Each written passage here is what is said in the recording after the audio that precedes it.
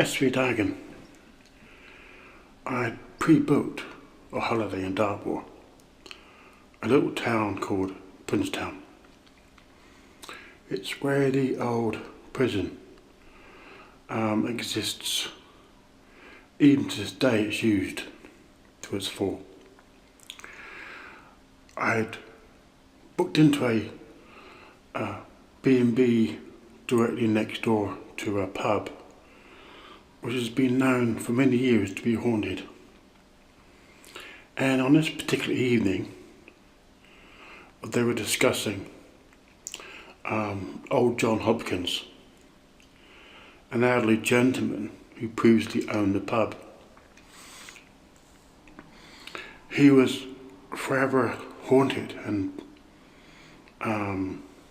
harassed, even intimidated by the spirits that dwelled within the interior of the pub. It goes on to say that when he first bought the pub itself, there was things that went wrong, that occurred that didn't make any sense. You know the old saying, going bump in the night. Well, old John Hopkins only stayed the landlord of the pub for 6 months. He moved out as quicker than he moved in. The owner of the pub is a young man who lives in Switzerland, and all he's interested in is money. He doesn't care how it's run, as long as the profits flow. Well, John Hopkins complained about seeing an old gentleman always smoking a pipe, a large bushy black beard, a large amount of curly hair, a white-skinned elderly gentleman who kept himself not hidden from those who could see him, but hidden sufficiently from those ones who suspected his presence was in a certain place, in a corner of the lounge, because it was a public room and a lounge room. And you could always smell pipe tobacco. It was strong, very strong.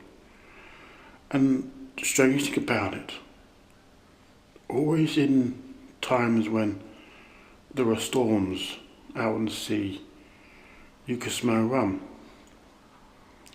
And many people came and went. Some had their own ideas of this ghostly, ghastly gentleman, why he was there. Some believed he had been murdered within the pub. Some had spoken unhighly of this guy. But whatever story you believe, if you are unfortunate enough to catch sight of this elderly gentleman, that the majority of the stories said he was a sailing man, then your time in this pub, because it had its own rooms that people could stay. But after John Hopkins moved down, he refused to allow anybody to stay, either for one evening or for a number of days, as what he called a sleepover resident. Well, John Hopkins was a scientist.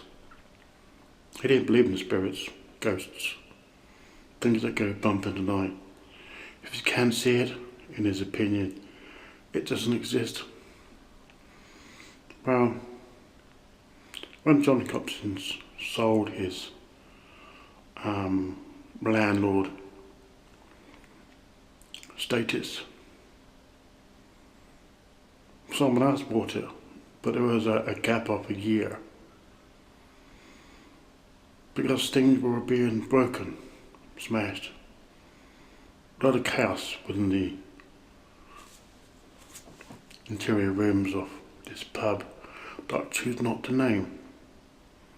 In fact, it's not in Princetown or Dartmoor.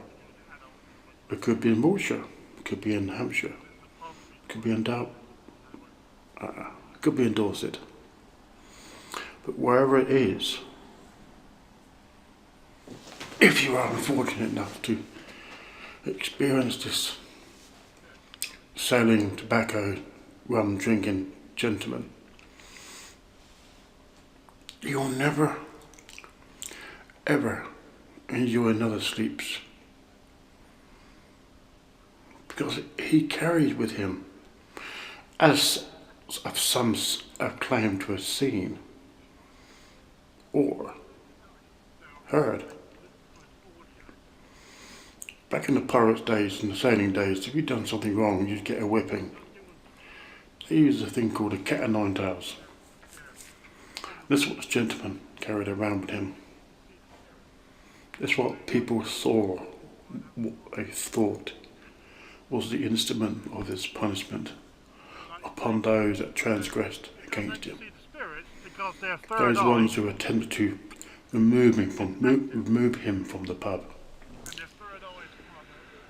But even to this day, he stays. He resides, and knowing full well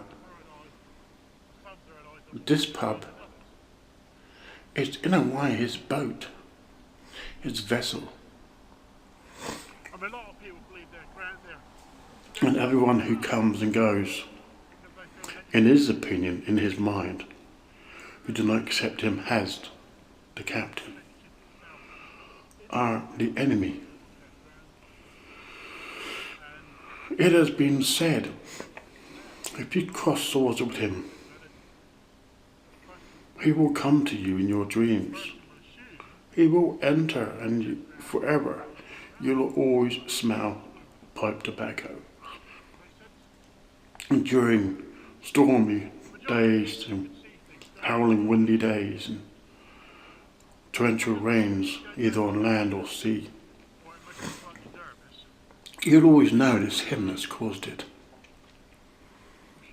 So, if you are unfortunate enough to encounter this sailing gentleman, but to many, he is not a gentleman, he is a rogue, a scoundrel. Although that he does not bother children, and he does not bother women, he does stamp his authority on certain men who claim to have dishonoured him. So, if you are interested in locating his pub, you could try Cornwall, as Cornwall is notorious for having shipwreckers, those who stole and plundered on the ship's products as they were guided to treacherous rocks and became the seized residents, so to speak. As those ones who were travellers on the boat, as these shipwreckers misguided, as they plundered and stored their produce in caves throughout the cliffs by the seas around Cornwall. You may encounter more than one ghostly apparition, a pipe smoking, a rum drinking, a man who likes to punish those with rattling cat o' nine tails. Some have said, some have written in stories about this mysterious gentleman. It would be hard to do. On occasions they've heard what is almost unbelievable, a parrot. So it's said that he is a man of the sea, but this is just too hard to comprehend. But if you are unfortunate enough to stay in this pub, my advice is carry with you a pipe and a bag of tobacco, and before you call it a night, and tuck yourself under the sheets once you've locked the bedroom door. Put out on a table a glass of rum. Make sure it's Captain Morgan's. But if you can get Captain Morgan's, a nice strong rum, all bribed this ghostly, ghastly,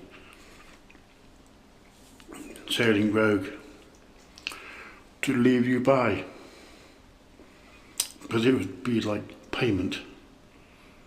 So I am SV Dagan. I do hope you've indulged and enjoyed and experienced the ghostly, ghastly sailing gentleman.